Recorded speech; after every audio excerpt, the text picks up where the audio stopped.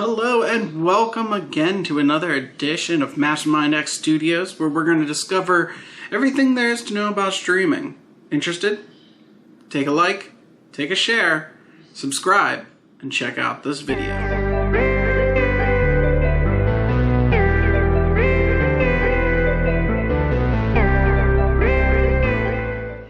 So, let's get into it. This past weekend, I got to actually go to my good buddy Drew's house, who runs a streaming page out of Facebook called Nights of Nostalgia.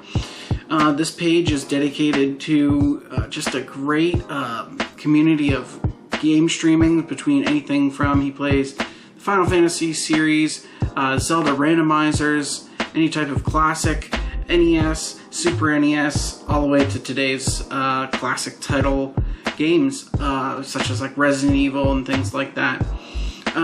We were able to sit in on a live stream event for him. We asked certain questions of him prior to it, so I guess I want to go over that first before I start sharing a few clips from it, and a little couple snaps to get you guys to kind of see what I'm talking about. The very first thing that I wanted to catch up with Drew on, so that we could actually use this as sort of like a what does one need to stream in 2020? So in talking with him, the biggest thing he was saying is there's a couple key components. Need a camera, need a microphone, you need content to stream, so like either a PS4, a PS5, a Raspberry Pi, or some sort of device that's going to output, your game. The computer for it to go into, he was explaining to us, and a program called OBS. Now, this OBS actually allows you to get, when you'll see some of our clips that we took, is a picture-in-picture kind of product that allows the game to be streamed in the background while the users appear in front. This allows it to give you a kind of more late-night show talk host feel to it. So, the OBS does that part of it. The capture card is another piece. This is kind of what ties everything together. The capture card will take things that come from the forward-facing cameras, video game that is being played, and this allows us to be kind of mashed together and video edited, so to speak, on the fly, and it brings that content together so that it can be streamed through a venue such as Facebook that he uses. There's also other venues out there, Twitch, YouTube, things like that. So most of the photos that we captured on here, you'll see through the video, are captured on my Sony ZV1. The rest of it is captured through Corel, actually just digitally over the internet through my capture card. So we have that for you then as well, and then everything was edited together so that you can see this beautiful video that we have for you now. So without further ado, I'll go ahead and let some of these clips speak to it, and then down in the comments we'll have some information to those websites where you can actually find some of these great products. Some of the cameras that Drew uses, I believe, were the different Logitech ones, Blue Yeti microphones, the laptop that he uses. So if you kind of want to get to about like what he's using for his equipment, we'll have that in the description below. So let me turn it over to our first question and some of our content. See ya. So the first thing you want to do if you want to stream is you need to buy 100 square foot of green screen. Yeah. and plant it all around your room. Yes, I feel like we've been swallowed by Kermit the Frog. Mm-hmm. Mm-hmm. You want to make it look like Oscar the Grouch got very sick in your basement. It's very stylish. No, but I mean, honestly, it's like, if you want to be a streamer, make sure you stream something that makes you happy. Don't stream something just because you want to stream. Stream something that you like, you personally have some sort of an attachment to. Either whether it's emotional or you're really good at.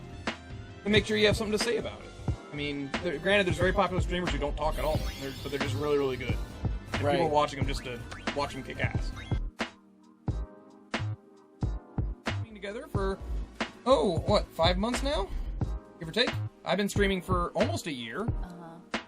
So we can help any way we can with your vlog. Perfect. What would you like to know?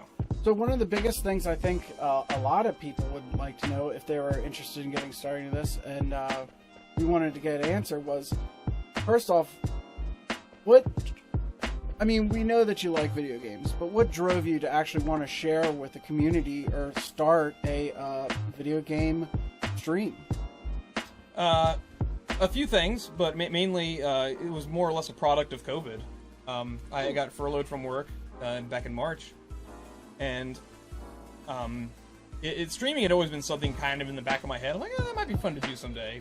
But like, I'm always working or whatever, and I'm like, I don't have the time for that. But due to COVID, I all of a sudden had the time and the money, just due to the extra money that unemployment was paying. And I was like, you know what? Buy some equipment. Let's get this going. Because I already had the Raspberry that allowed me to play a lot of the older games on it. And it was really a lot of trial and error. Anybody that has been watching me from the beginning has known that I've been struggling with OBS. I actually got OBS down pat now. I think I understand the mistress that is OBS. Just learning audio levels, making sure everything kind of hopefully sounds right on with multiple mics, different videos. All that was fairly complicated. Most of my problems though were also solved by buying a newer computer. When I first started, I was streaming on an old laptop that was struggling to just maintain 720 streaming. And now 1080p is easy with everything else. Yeah, one thing I can definitely say is your stream has come a long way as far as animations, different like your star gifts that you give out. Oh yeah. Lee says 50 stars. Well played as always. Thanks, Lee. Thank you, Lee.